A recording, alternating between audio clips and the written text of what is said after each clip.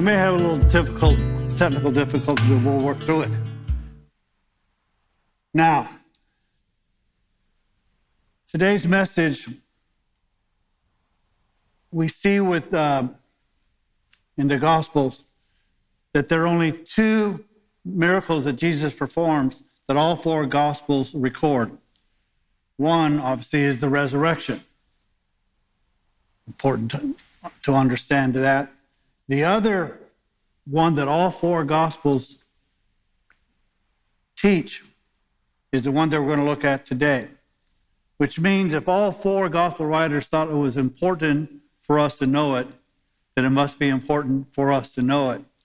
And then next time we'll see that, unfortunately, the disciples didn't seem to understand what happens.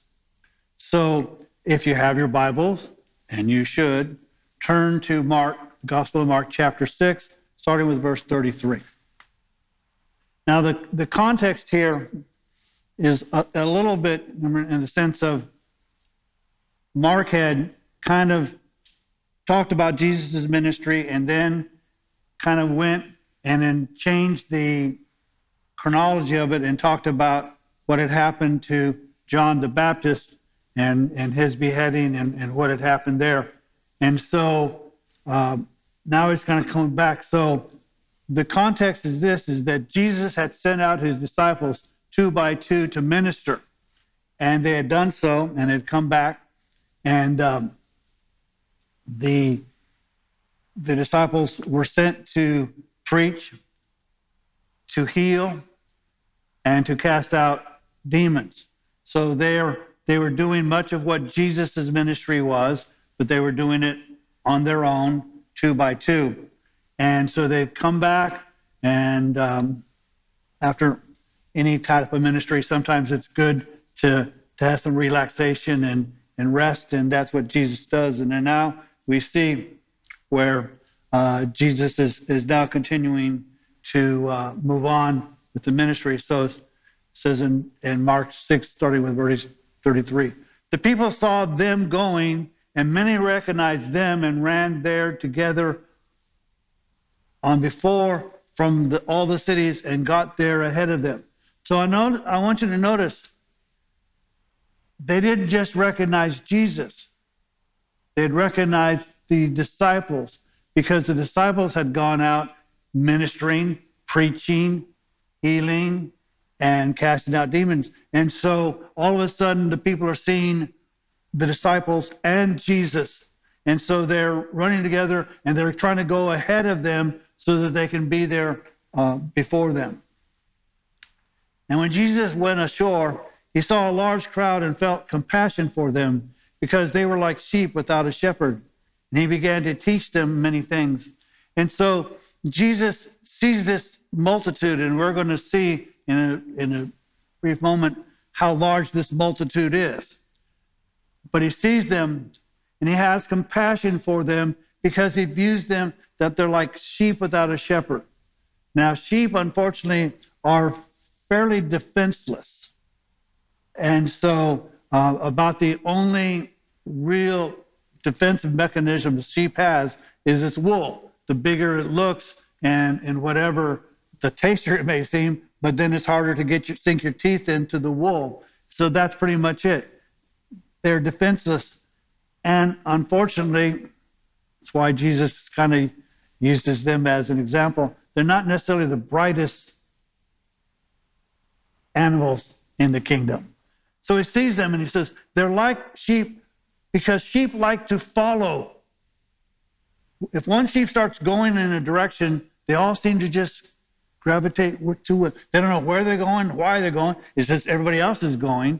And so that's kind of what they do. They're without a shepherd. They're without a leader.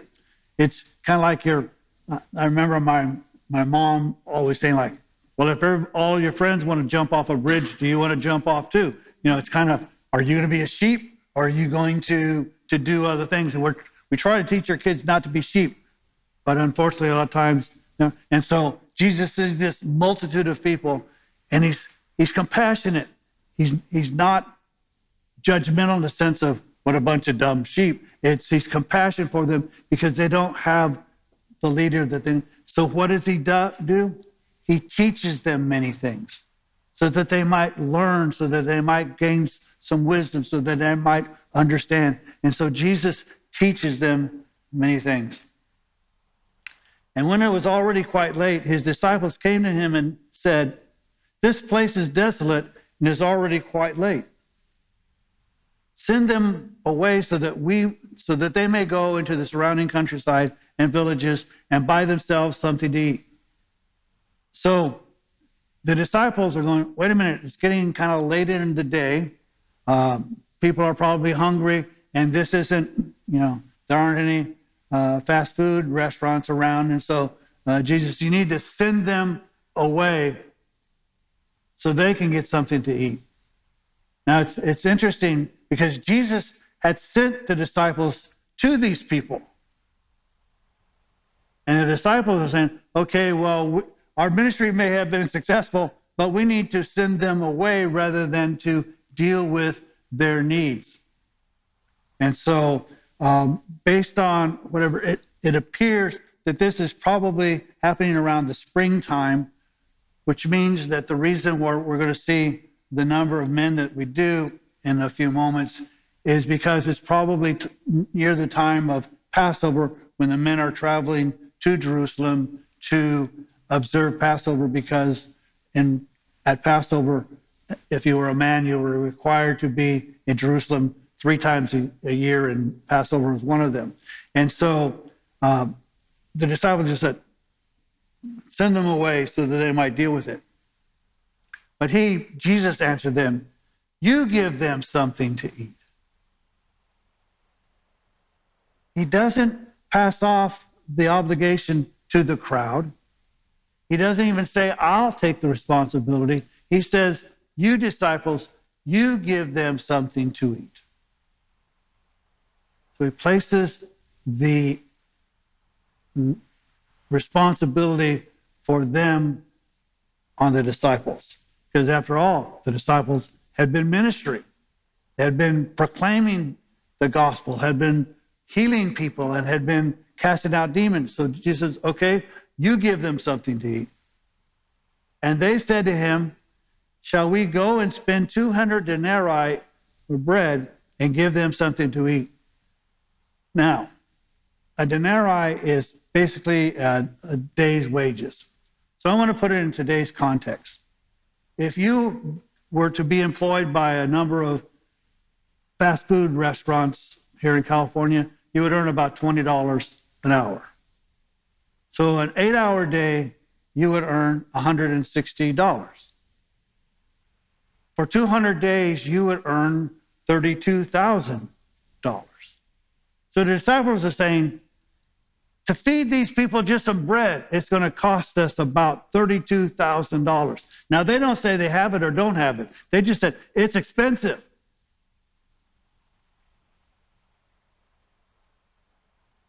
And we're going to see, if we just allocate just to the men, that's $6.40 a sandwich. I don't think you could go to any fast food place and buy a $6.40 sandwich. So the disciples saying, this is an expensive proposition. They haven't made it clear whether they have the money or don't have the money, or if they have the money, they don't really want to spend it on these people. They should go deal with themselves. And he said to them, how many loaves do you have? Go look. So Jesus still says, wait a minute. It's still your obligation to feed these people. So if you don't have the cash, what do you have? What are the resources that you have to fulfill this obligation that you give them something to eat? So he says, go look. And when they had found out, they said 5 loaves and 2 fishes. Now, the other Gospels will tell us that this was a young boy who had the 5 loaves and 2 fishes. Now, we kind of tend to think in our thought that a loaf of bread is like a loaf of bread. This is probably not what we're talking about. It's barley bread, and it's probably like pita bread. So for those of you who don't know what pita bread is, it's kind of like a tortilla, a flour tortilla with a pocket. And again, we don't know why this young boy has these 5 loaves, these 5 pita breads and 2 fish, other than I'm going to suspect that his mom said, "You're not leaving home without lunch and a little bit whatever." I'm sure he didn't think ahead of time. His mom said, "You need to take a sack lunch with you because I don't know how long you're going to be gone." So he had these 5 loaves, which was probably like 5 pita bread things, and 2 fish. So he's going to have a fish sandwich. So their resources, or you go and spend over 200 days of wages, or we've got 5 loaves of barley bread and 2 fish. We don't have the resources. We don't have enough. Notice what Jesus does. And he commanded them. He didn't give a suggestion. He didn't say, "Here's a good idea, guys." He goes, he commanded them all to sit down by groups on the green grass. So he tells this crowd, "You're going to go sit down. You're going to sit down in a certain way." And they sat down in groups of hundreds and fifties, which means it's going to be easy to count how many people we're talking about, because if there are groups of hundreds or fifties, you go, that's 100, that's 200, that's 300. And so you can count them all up. And so we have these people in groups. Plus, it's, in essence, when you eat, what are we supposed to do along with eating? We're supposed to fellowship. We're supposed to speak to one another. And so Jesus is saying, I want you to sit together as groups so that you might communicate with one another, so that you might fellowship with one another. It's not just the point of eating and satisfying your hunger. It's a matter of fellowshipping together. So he has them sit in groups of hundreds and fifties. And if I were there, I'd probably sit by myself because that's who I am. But so again, he, being Jesus, took the 5 loaves and the 2 fish, and looking up towards heaven, he blessed the food and broke the loaves and gave them to the disciples to set before them. And he divided up the 2 fish among them all. So we see Jesus blessing the meal and then giving it to the disciples to give to the people, rather than Jesus giving it directly to the people. Because Jesus is trying to teach his disciples something. Because the disciples know that all they have are 5 loaves and 2 fish. I find it interesting. Even though it's not sufficient, and even though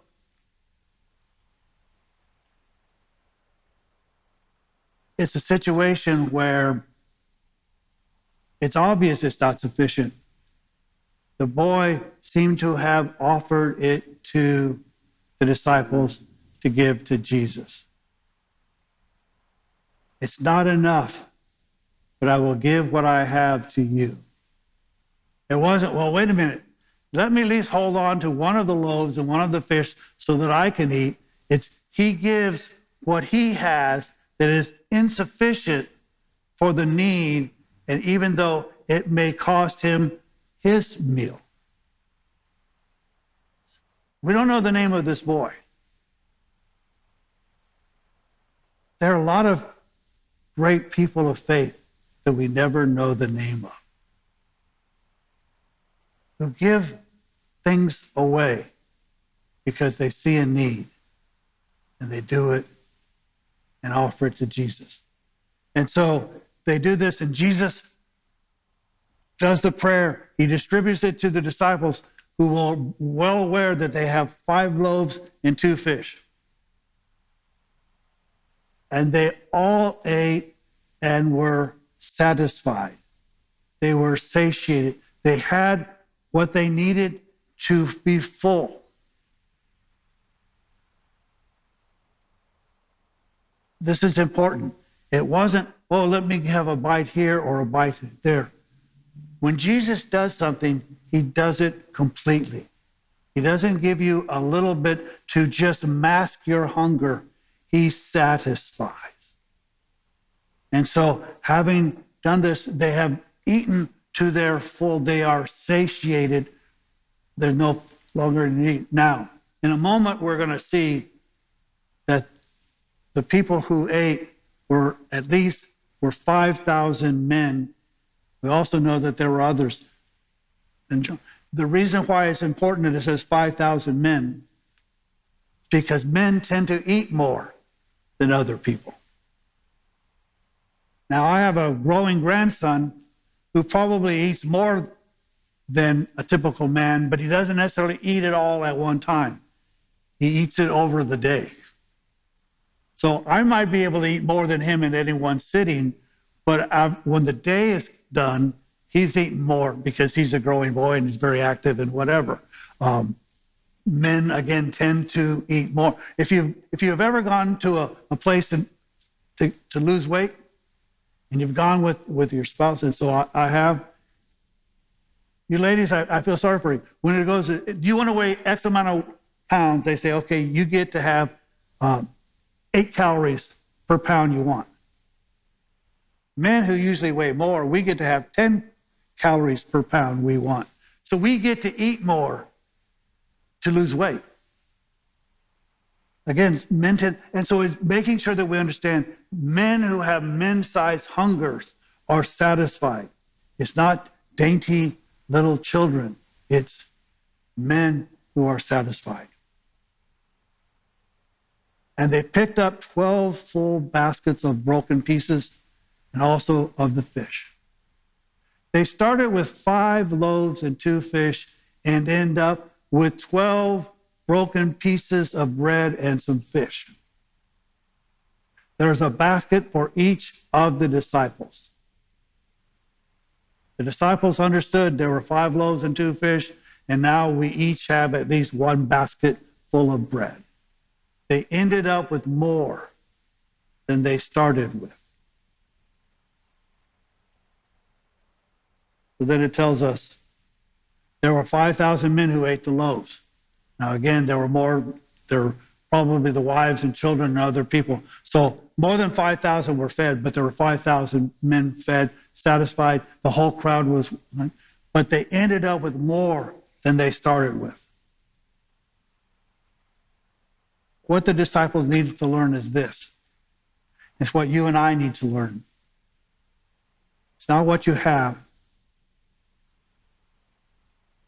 It's who you're with.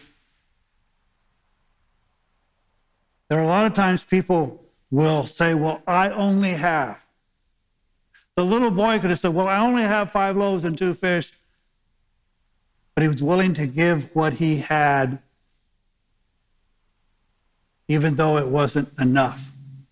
But having given what he had, there was more at the end than at the beginning, because they were with Jesus. Jesus is the one who multiplied. Now, I think what the disciples, if they were catching on, is they should have said, well, Jesus, you want us to feed the 5,000. You gave us authority to preach. You gave us authority to heal. Because let's face it, they don't have the ability to heal. It's because Jesus gave them that authority. And they didn't have the authority to cast out demons. It was Jesus who gave them the authority to do that. Then they should have said, well, Jesus, if you're asking us to do this, then you need to give us authority to do what is necessary to fulfill the task of caring for these people. The people that you've sent us out to minister to.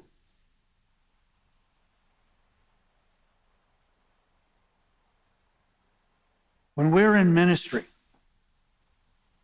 we need to be less concerned about what we have than who we're ministering for. Not who we're ministering to, who we're ministering for. As those who are his disciples, we are to be his witnesses. We are to witness for him, about him, which means we probably don't have sufficient understanding of the scriptures, not like Jesus who taught with authority, but what we do have, we need to offer it up to him. And that he will take what we have given and cause it to grow. Now, I can come up with the most creative and wise teachings on why you ought to accept Jesus as Lord, if you haven't. But that wise, creative teaching will not cause you to believe. It's his Spirit reaching out to those who don't believe to come to him. You see, I don't have enough to cause the result. I don't have enough to satiate your spirit, but he does. We simply need to say, Lord, I understand I don't have sufficient assets to do what you've called me to do. But I'm not worried about the assets because I know who I'm with. And the one I am with is the maker of the heaven and earth. He is the manna who's come from heaven. He is the one who supplies all of our needs. He is the water that's living water. He is the one who is the great I am. It is he that I minister for. And while almost every single time we never have enough, not about doing enough. It's about knowing who it is we're ministering for. Disciples, we're going to see next time, don't get this lesson. It's interesting. Jesus teaches a parable of the sower. And he says, if you don't understand this parable, you'll have a great difficulty understanding the others. I think this miracle, if we don't understand it, we have greater difficulty understanding the reason Jesus called us to minister. We're going to see next time the disciples didn't catch it, which is why I think it's included in all four Gospels.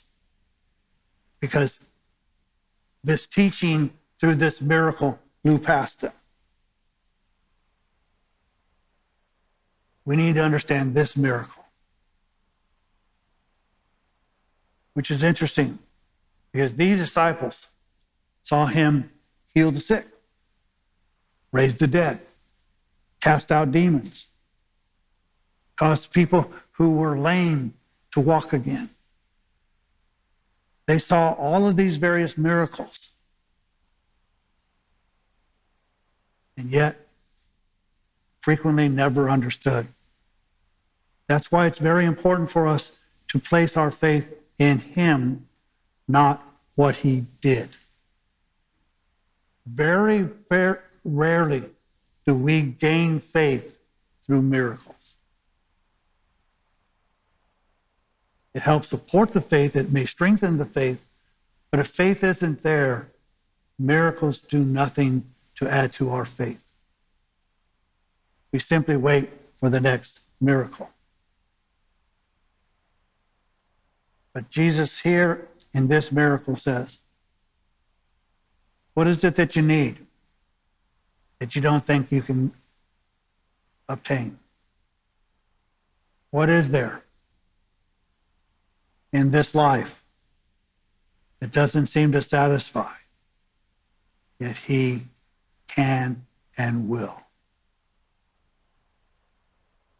But we, in turn, need to understand that in all of our efforts, I don't care how wonderful a pastor or Sunday school teacher or musician or whatever it is that is your part of ministry is, it is still insufficient for the task.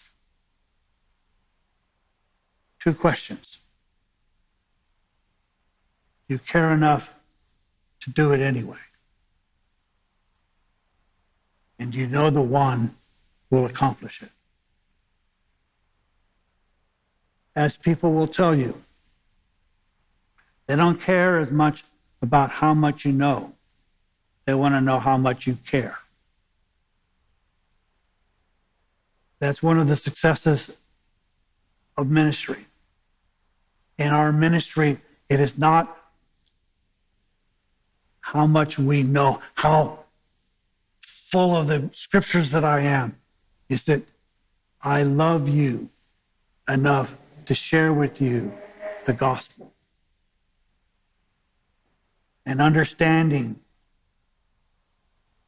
that what I have and what you have isn't sufficient for the task.